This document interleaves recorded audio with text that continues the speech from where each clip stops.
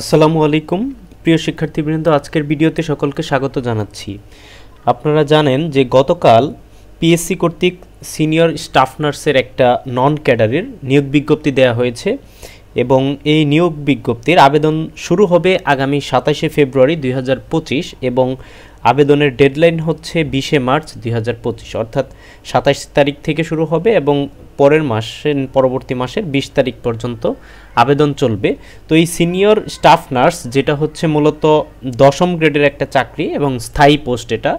তো এই senior staff nurse এটার প্রিপারেশনটা কিভাবে নেবেন, তো এই সংক্রান্ত বিস্তারিত আলোচনা করব। প্রথমে আমি বলে নিচ্ছি যে এখানে প্রথমেই আপনাদেরকে আবেদন করার পরে একটা এমসিকিউ বাছাই পর্ব পরীক্ষাটা হবে। সেই পরীক্ষাটা হবে টোটাল 100 মার্কসের। তো এই 100 মার্কসের ভেতরে আপনার বাংলা থেকে থাকবে 20 মার্কস, ইংরেজি থেকে 20 থাকবে, সাধারণ জ্ঞান যেখানে হচ্ছে বাংলাদেশ বিষয়াবলী ও আন্তর্জাতিক বিষয়াবলী সেখান থেকে হচ্ছে 20, অর্থাৎ টোটাল হচ্ছে 60 মার্কস, যেটা হচ্ছে জেনারেল পরীক্ষাগুলোর মতোই। এবং অবশিষ্ট 40 নাম্বার হবে আপনাদের টেকনিক্যাল বা প্রফেশনাল সাবজেক্টগুলোর ওপর। তো এই এমসিকিউ পরীক্ষায় যারা উত্তীর্ণ হবেন তাদেরকে আবার পরবর্তীতে 200 নম্বরের লিখিত পরীক্ষায় অংশগ্রহণ করতে হবে।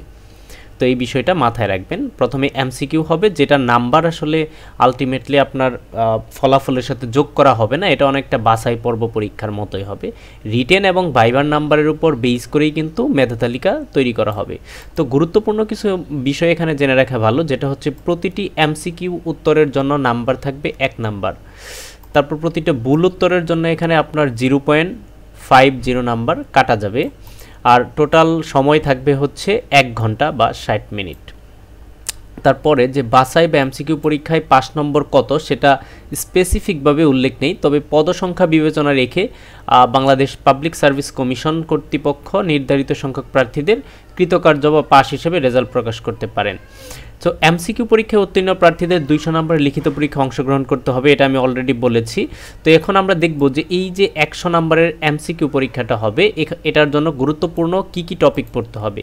তো শুরুতেই যদি আমরা বাংলার কথা বলি, বাংলায় আপনাকে নবম দশম শ্রেণীর যে বাংলা ব্যাকরণ রয়েছে সেখান থেকে উপসর্গ, অনুসর্গ, ধাতু, প্রকৃতি, প্রত্যয়, যতি বা বিরাম চিহ্ন, শুদ্ধ অশুদ্ধ বানান, বাগধারা, বাক্য সংকোচন, সমার্থক শব্দ, বিপরীত শব্দ, দ্বিরুক্ত শব্দ, পদ প্রকরণ, সন্ধি, কারক, সমাস এবং বাংলা সাহিত্যের গুরুত্বপূর্ণ কবি ও লেখক পরিচিতি, এগুলো পড়বেন। তবে এখানে আপনার যে মেমোরাইজিং পার্টগুলো, যেমন বাক্য সংকোচন, সমার্থক শব্দ, বিপরীত শব্দ, বাগধারা, শুদ্ধ বানান, এগুলোর জন্য আপনি এই নবম দশম শ্রেণীর বাংলা ব্যাকরণের উপর শুধু ভরসা করে রাখলেই হবে না। বাজারে প্রচলিত অন্য যে কোনো একটা কম্পিটিটিভ পরীক্ষার বাংলা বই, সেক্ষেত্রে আপনি অগ্রদূত কিনতে পারেন, তো কিনে সেখান থেকে পড়ে নিতে হবে। আর বাংলা সাহিত্যের গুরুত্বপূর্ণ কবি লেখক পরিচিতি, এখানে আপনার পিএসসি কর্তৃক নির্ধারিত যে কবিরা রয়েছে সেটা সহ আরও বিখ্যাত যে আধুনিক যুগের কবিরা রয়েছে তাদের সম্পর্কে আপনার কিছু আইডিয়া রাখতে হবে। ইংরেজির ক্ষেত্রে right forms of verbs, article, preposition, voice change, narration, phrase and idioms, translation, tense, transformation of sentence, synonym, antonym, এগুলোর উপর প্রিপারেশন রাখলে মোটামুটি ইংলিশ প্রিপারেশনটা হয়ে যাবে। সাধারণ জ্ঞান এখানে 2 ধরনের কোশ্চেন হয়, বাংলাদেশ বিষয়াবলীও থাকে এবং আন্তর্জাতিক বিষয়াবলীও থাকে। তো বাংলাদেশ বিষয়াবলীর ক্ষেত্রে আপনি MP3 পড়ে নেবেন এবং আন্তর্জাতিক বিষয়াবলীর ক্ষেত্রেও MP3 পড়ে নিলেই হবে সাধারণ জ্ঞানের জন্য।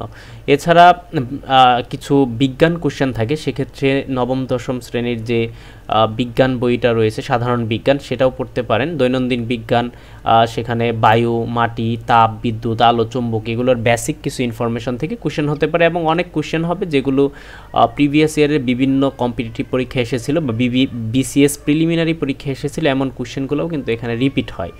সো কাজেই জব সলিউশন পড়লে অনেকটা উপকারে আসবে বলে আশা করছি।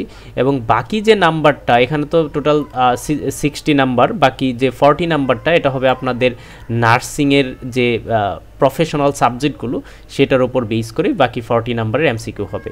এই টোটাল 100 নাম্বারের উপর সেটা আসলে পিএসসি জানে কতজনকে টেকাবে।